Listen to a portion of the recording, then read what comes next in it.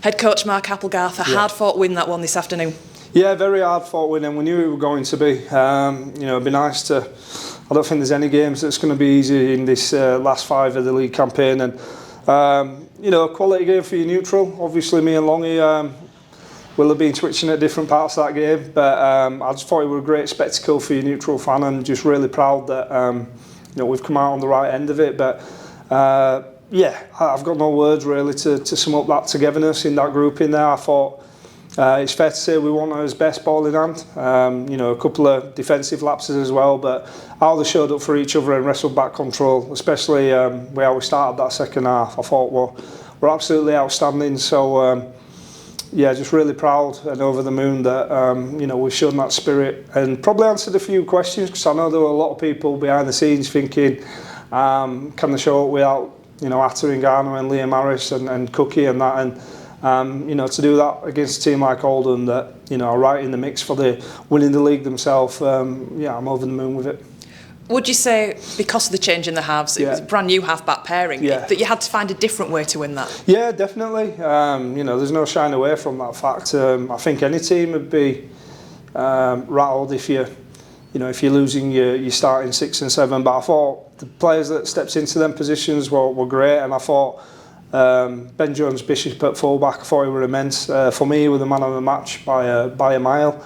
We spoke about nailing your role before the kick-off, and he were absolutely outstanding, especially that last 15 minutes with the sort of pressure they were putting him underneath, and he just kept on showing up and dealing with them kicks, and also when they were putting us on his own try line, he managed to just get his nose through so they didn't get a repeat set. So I think he epitomised for me what this team's all about this year. How confident were you with around 15 minutes to go? Oldham were in front. They'd really sort of got the momentum really of that second half. So how confident were you that you could still come back and win that game? Yeah, I'm always confident with the group. I think the key word's confident and not arrogant.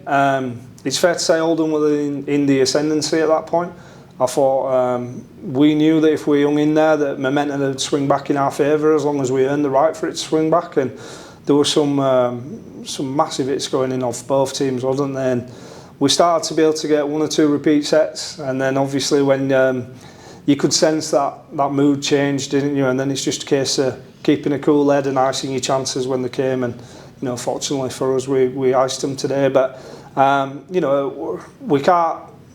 we can't just think that's going to happen for us, and that's the most pleasing thing, is that we found a way to make it happen. Injury-wise, how are things looking? We've seen obviously Jesse D with his dead leg. Yeah, Kieran Hudson, I'm being told off the medical team, got some delayed concussion, so hopefully he's not too bad. Jesse D, I thought he'd done his hamstring. It turns out he's a dead leg, so he should be all right once that bruising settled down. And apart from that, I think we just got a few bumps and bruises as you'd expect after a tough game like that. And finally, just to ask, how is Liam Harris? Have you had any more about that yet? Liam's back running now. I think, we will get Atta back next week. We didn't want to risk him this week because it'd have been a week too early, and obviously with Liam out, it's important that you get him right. So he'll be back, and then Liam, I don't really want to put a time frame on it, but we're hoping it's a few weeks, not a few months. So we'll see how he is, but hopefully we'll see him back this month at some point.